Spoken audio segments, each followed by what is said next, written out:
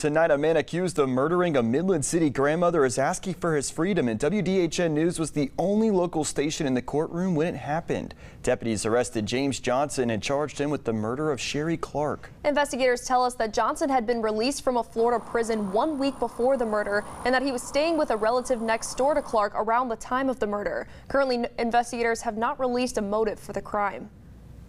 Officers found the body of Clark Sunday morning. They say that Clark's father called for a welfare check after she didn't show up to work at Avis Car Rental. Investigators say when they arrived, they found Clark naked, bound, gagged, and dead. Officers sent Clark's body to Alabama Department of Forensic Sciences in Montgomery for an autopsy, and now they are investigating a preliminary cause of death. Aaron Dixon is in Dale County with the latest. A hearing wrapping up for a man who was just released from a Florida prison a week prior to the alleged murder. Now, in this case, he is asking for a bond to be set. James Johnson appearing before a judge accused of killing longtime airport worker and beloved grandmother Sherry Clark. Police say they found Clark in her bedroom in Dale County after a family member was worried about her when she didn't show up to work. She was found dead around a significant amount of blood, naked, bound, and gagged. During the bond hearing, investigators say the preliminary autopsy shows a blunt force trauma to the head caused her death. She also sustained trauma to the breast, genital, and buttocks areas.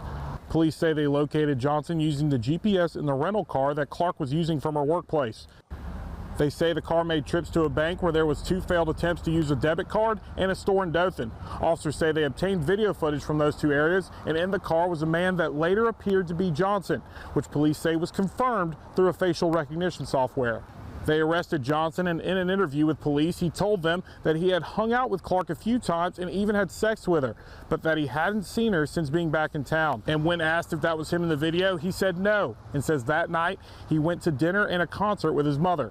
The state says that Johnson should not be given a bond because he has an extensive criminal history that shows 25 pages worth of offenses, which features burglary, theft, and drug charges, and that this is the definition of why the Anayas Law was created.